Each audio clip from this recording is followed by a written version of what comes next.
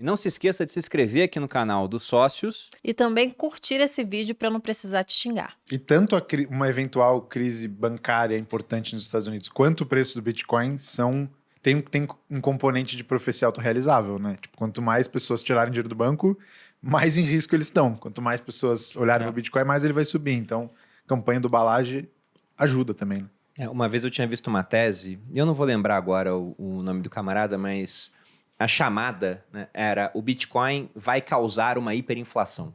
Eu falei, absurdo, né? Poxa, lendo aqui, o Bitcoin vai causar uma hiperinflação? Como que funciona isso? E o título estava meio que colocado como se a hiperinflação fosse ocorrer no Bitcoin. Eu falei, não dá para isso acontecer, porque a oferta de moeda é totalmente previsível. Mas eu fui lendo e não, a conclusão dele é que uma hora você teria uma corrida para o Bitcoin, e não só pessoas físicas, como também países fazendo isso, e que por isso, todo mundo querendo trocar as moedas fiduciárias por Bitcoin, o preço ia subir muito rápido e as pessoas iam perder a confiança nas outras moedas. Então, o Bitcoin provocaria uma hiperinflação no mundo por conta disso. E aí, entrando num ponto interessante, o papel dos países. Quando a Rússia ela foi sancionada pelos Estados Unidos após invadir a Ucrânia, fevereiro do ano passado, né, parece que faz muito tempo, não faz tanto tempo assim, acabamos de completar um ano do conflito, infelizmente parece que vai durar muito ainda, mas muita gente apontou aquele dia como o início do fim do dólar, falando assim, olha, Estados Unidos mostraram que o dólar é uma arma de guerra, tiraram recursos da Rússia, já tinham feito isso com outros países também, quando o Talibã voltou a dominar o Afeganistão, eles confiscaram, se não me engano, 7 bilhões de dólares. Aí o Talibã acusou os Estados Unidos de decadência. Acho até interessante, né? O Talibã acusando alguém de decadência. E o mais interessante é que o Talibã, retomando o Afeganistão, foi quebrando tudo que era símbolo ocidental. Mas quando achou o dólar, esse aqui a gente gosta desse símbolo. Isso a gente acredita, né? O Ocidente não presta, mas o dólar ainda serve pra gente. E agora, a gente está vendo a China, por exemplo, se preocupando mais por conta da temática de Taiwan com possíveis sanções. Aumentando reserva de ouro, a Rússia já tinha feito isso. Vocês não acham que está demorando ou já está acontecendo compras de países, assim, compras relevantes de Bitcoin? A gente só não sabe porque a China não divulga? Vocês acham que já tem algum país, assim, realmente com reservas grandes? Porque é tudo público, né? A gente vê as carteiras, só não sabe a quem pertence. Será que não tem uma super carteira da China, outra da Rússia, outra do Kim Jong-un?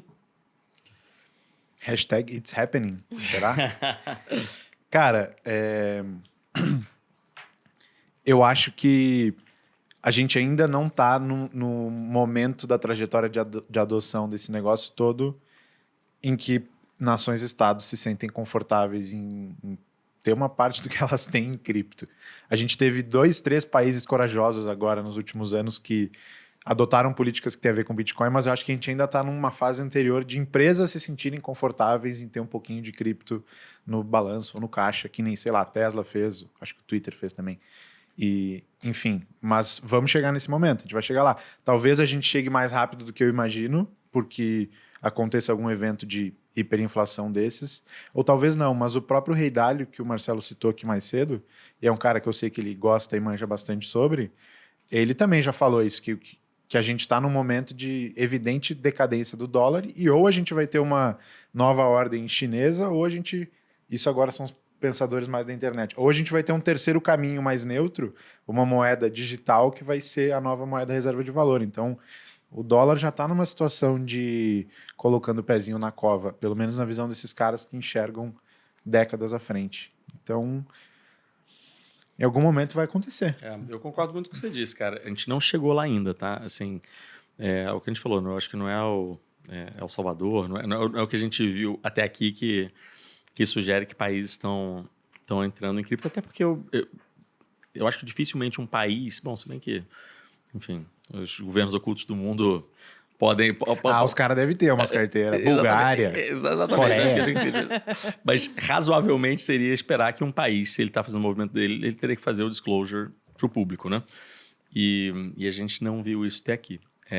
O El Salvador é um caso curioso, que assim, eu não faço a menor ideia se vai ter sido bom para ele, assim, se ele sobrevive até chegar no longo prazo, que isso pode ser benéfico para ele. Mas que isso foi um movimento fantástico de marketing, cara, inacreditável. Tem gente se mudando para El Salvador. Assim, o turismo, ano passado, cresceu 95%. Assim, eu acho que tem muito poucas ações que você consiga fazer para um país dobrar o turismo dele de um ano para o outro. Assim. E aí, então, deu certo para eles. Mas, assim, eu não acho que a gente ainda chegou lá, porque o institucional, e essa é o que a gente vê hoje, assim, a gente estuda muito, né, os fenômenos do mercado para cripto, assim, adoção, aquela coisa toda lá na Hashdex, e a gente olha e fala assim, o próximo ciclo é onde provavelmente deve realmente entrar o dinheiro institucional. Que é uma coisa que a gente ventilava, todo mundo ventilava se teria acontecido agora nesse último 2021. Fez progresso, mas não foi realmente o mundo institucional. Os fundos de pensão não entraram pesado. Entraram na Celsius e na FTX, né? Você vê que coisa, né, cara? Assim, porque era o mundo que eles conheciam, que era equity.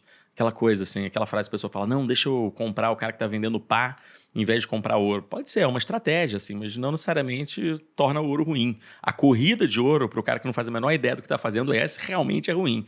Mas o ouro como ativo não necessariamente é uma coisa ruim. Mas, enfim.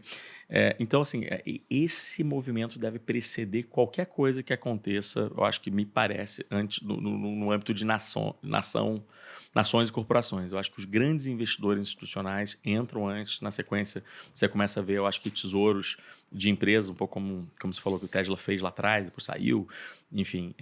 E aí, possivelmente, em algum momento, países vejam valor nesse movimento. Assim, eu torcia muito para que o Brasil tivesse essa proeminência assim, de realmente falar assim, olha, isso é um fenômeno que existe, a gente pode redear e botar 1% do que a gente tem. Mas isso aí é tão impopular, acho que criaria tantas narrativas que eu acho que nenhum político tem... Fora o Eduardo Paes, né, que fez esse anúncio, assim, eu acho que não tem político essa coragem toda, não. Mas nós não precisamos que o Brasil faça para que os brasileiros façam. Exatamente. Não, eu acho que nesse sentido o brasileiro até... talvez pela nossa história, assim, é um perfil mais tomador de risco. Assim, a gente só pede para que os brasileiros não fiquem operando esse negócio. Compra esse negócio e fica investindo, cara. Tomador de risco